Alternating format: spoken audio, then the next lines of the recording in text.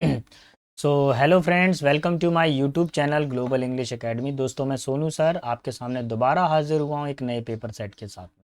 दोस्तों, I hope आप लोग बहुत अच्छे होंगे, बहुत अच्छे से आपकी तैयारी चल रही होगी। आप जानते हैं कि सेट आपकी जो एग्ज़ाम डेट है वो सेट जो है डेट 30 सितंबर है।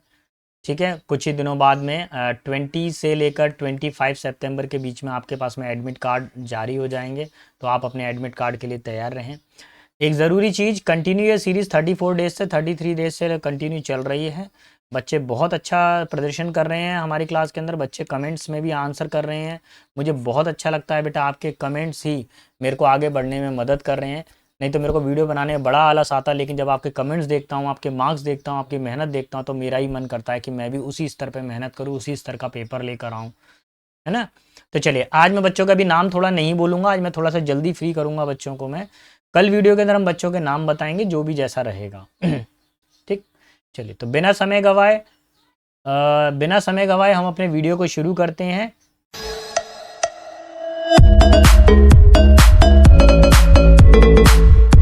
ये रहा क्वेश्चन नंबर 1। मैरी। पहला लेटर क्या है हमारे पास में? मैरी। अच्छा, मैरी का मतलब क्या होता है पहले बताइए। मैरी का मतलब होता है कोई व्यक्ति बहुत ज़्यादा खुश हो, यानी कि ग्लैड हो। क्या हो? खुश हो, यानी कि ग्लैड हो। सिनोनिम आपको बताना है। मोरोस का मतलब क्या होता है? मोरोस का मतलब होता है व्यक्ति जो बहुत ज़्यादा उदास हो, यानी ग्लूमी। हैप्पी का मतलब क्या होता है? खुश होना। एंग्री का मतलब क्या होता है? कोई व्यक्ति बहुत ज़्यादा गुस्सा है। और सॉम्बर का मतलब क्या होता है? डर्टी, कोई चीज़ गंदी हो। अभी हमको क्या चाहिए? सिनोनिम। मैरी का मतलब होता है खुश। और यहाँ पर आंसर क्या हो जाएगा? Option number 2 will be final answer. ये तो फ्री हिट क्वेश्चन आया था भैया।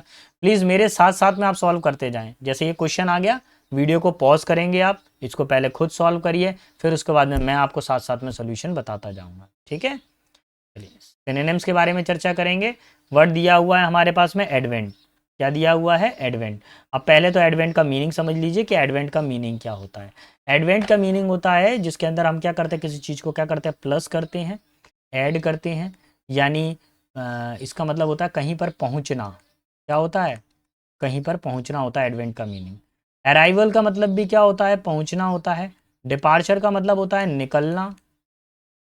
निकलना, जैसे ट्रेन अगर निकल जाएगी तो डिपार्चर, ट्रेन अगर पहुंच जाएगी तो अराइव। टर्न का मतलब होता है घुमाना।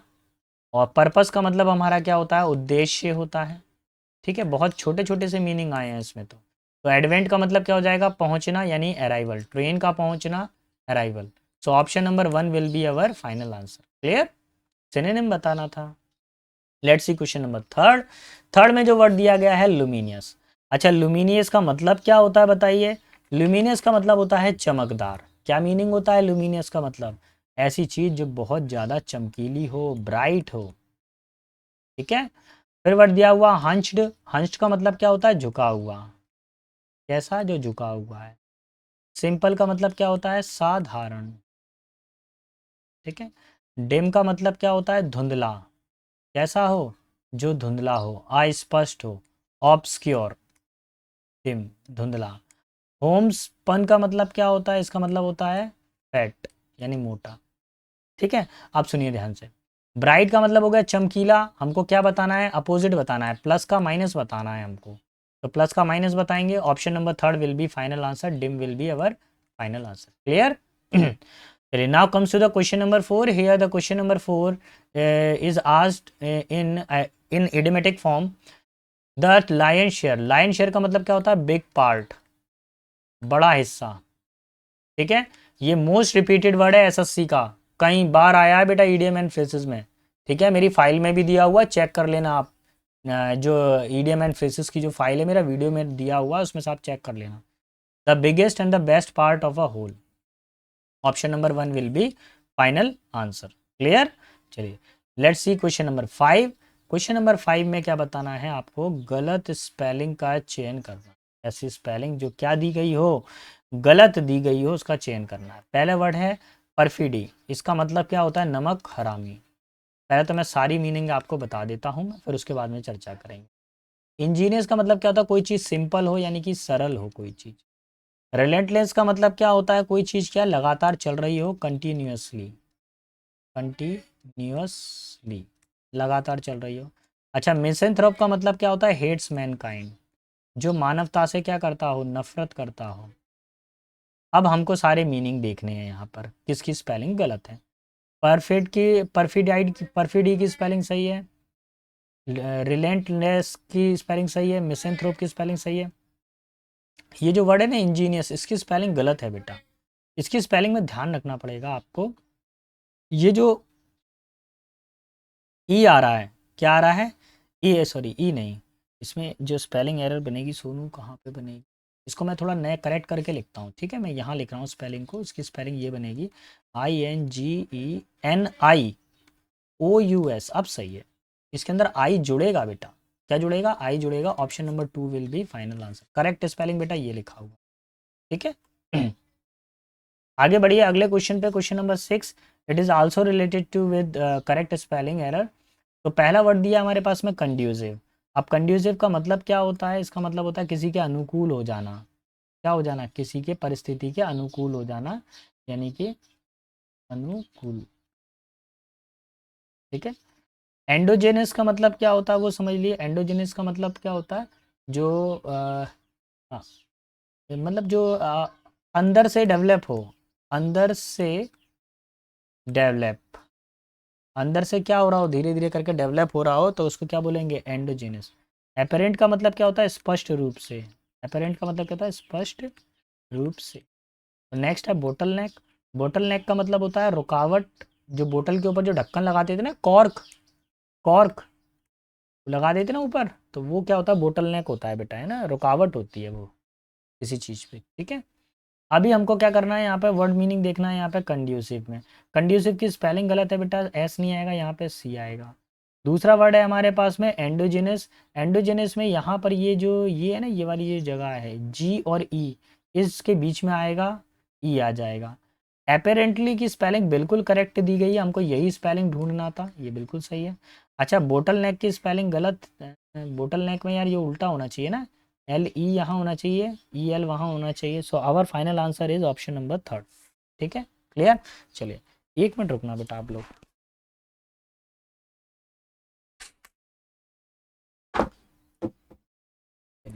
नेक्स्ट क्वेश्चन नंबर 7 देखिए, 7 क्या कह रहा है। 7 वाले क्वेश्चन में हम लोगों को दिया गया है यहाँ पर ग्रामेटिकल एरर आपको बतानी है।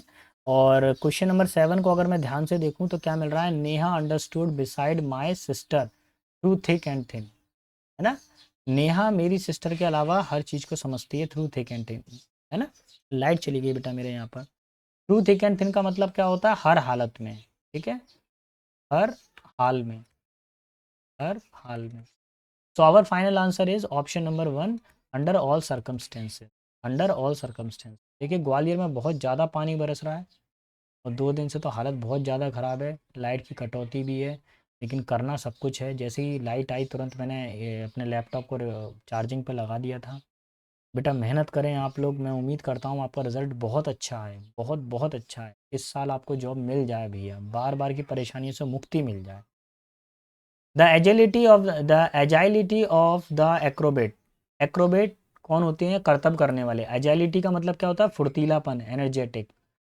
डैश एंड थ्रिल्ड, थ्रिल्ड हो गई सेकंड फॉर्म। तो ध्यान रखिए एंड के दोनों साइड पे सेम फॉर्म आती है, अगर यहाँ पे भी सेम फॉर्म, यहाँ पे भी सेकंड फॉर्म है, तो इसके आगे भी second form I. Second form कहाँ है? ये रहा, option number 4। Amaze the audience. जो करतब करने वाला आदमी था वो रस्सी के ऊपर करतब कर रहा था, जब वो रस्सी के ऊपर करतब कर रहा था तो उससे क्या हो रही थी? ऑडियंस बहुत ज़्यादा रोमांचित हो रही थी, और क्या हो रही थी? अमेज, आश्चर्य में पड़ रही थी। Option number 4 will be final answer. चलिए लेट्स सी क्वेश्चन नंबर 9। 9 में क्या पूछा गया है? 9 में आपको अप्रोप्रिएट स्पेलिंग पूछ भरनी है। The garret where he lays at the night had long been dash and a great number of the mice and made their home in it। देखिए जिस जगह पे वो लास्ट नाइट पे रुका था, अब वहाँ पे क्या बहुत सारे चूहों ने अपना घर बना लिया है, उस जगह पे कब्जा कर लिया है। तो ये जो क्वेश्चन है ये किस तरह का बता रहा है? ये ग्रामेटिकल, ये जो है वोकैब के लिए बता रहे हैं। विजिबल, लॉन्ग वैकेंट, बोला गया कि जहाँ पर घर क्या है, जहाँ पे लास्ट नाइट पे हम रुके थे वो बहुत लंबे समय से क्या था? वो घर क्या था? खाली था। वो घर कैसा था? खाली था। खाली घर होने की वजह से चूहों ने वहाँ पे अपना घर बना लिया था। Option number 4 will be final answer. Clear. Sorry.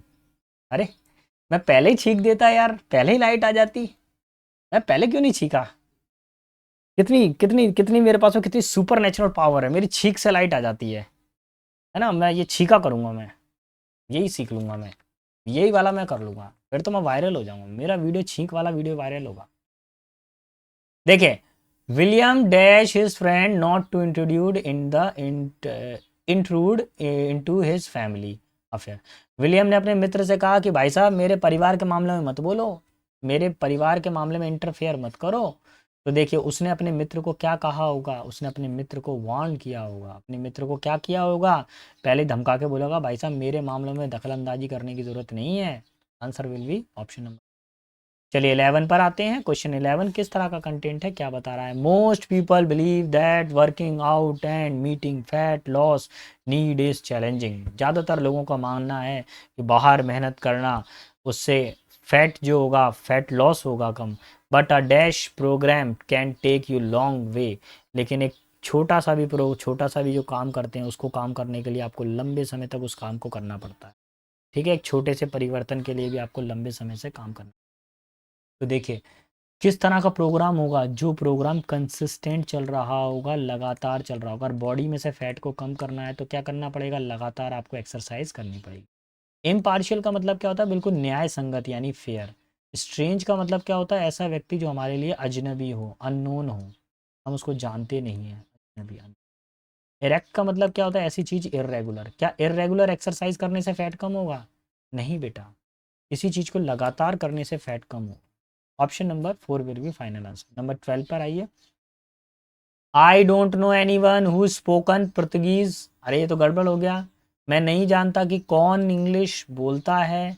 Any one के साथ में हमेशा सिंगुलर वर्ब आती है, तो स्पीक स्पोकन नहीं आएगा, क्या आएगा? Speak singular verb. This will be our final answer. ये ध्यान रखें, हु के पहले जो सब्जेक्ट होता है उसी के अकॉर्डिंग ही वर्ब आती है। एनी वन सिंगुलर है, इसलिए सिंगुलर वर्ब आएगी। Option number 4 will be final answer. चलिए क्वेश्चन नंबर 13 पर आते हैं। और 13 किस तरह का कंटेंट है देखिए। Despite the doctor stern warning. Doctor की सख्त वार्निंग के बावजूद भी he continue taking sugar in his tea. वो लगातार अपनी चाय के अंदर चीनी का प्रयोग करता रहा। नो एरर, कोई एरर नहीं है। लेकिन हम ठहरे एसएससी एग्जाम वाले, एरर तो हमारे रग रग में है। जब तक हम एरर नहीं निकाल लेंगे तब तक हमारा मन नहीं मानेगा, तब तक हमको लगेगा नहीं कि पेपर पूरा हुआ है ना। क्या करें? क्या करें बेटा, सेम सिचुएशन मेरी होती है पेपर के अंदर, है ना।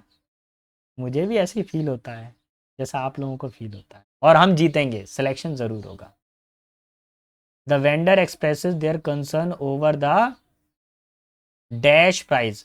भैया, प्रेस प्राइस ऑफ ओनियंस। जब भी मूल्य बढ़ते हैं तो क्या बोला जाता है? Rising price. Option number third will B, second will be final answer. Rising price होता है मूल्यों का बढ़ना। रीड क्वेश्चन आया भैया ये वाले में तो। चलिए क्वेश्चन 15 पर आइए। कौन सा चैप्टर का है? कंजंक्शन चैप्टर का है, आसान है। नो सूनर कभी भी किसी सेंटेंस में आता है तो यहाँ पे दैट नहीं आता, क्या आता है? देन। नो सूनर के साथ में ग्रुप बना हुआ है देन का, तो देखिए नो सूनर आ रहा है, हैड आ रहा है, सही है। ही आ रहा है, सही है। थर्ड फॉर्म आ रही है गॉड, सही है। Of her side then. No sooner के साथ में हमेशा देन आता है। Option number 1 will be final answer. Clear? फिर भी अगर बच्चों को फॉर्मूला जानना है तो बेटा मैं पूरा फॉर्मूला आपके सामने यहाँ लिख देता हूँ, आप इसको नोट कर लीजिए। और ये हर बार पेपर में टकराता है। आप कंजंक्शन के पसंदीदा फार्मूलों में से ये एक फार्मूला, ठीक है। और ये कभी गलत भी नहीं होता है। तो देखो क्या सीखा, यहाँ लगा है THAN देन, यहाँ पे क्या लगा है? No sooner.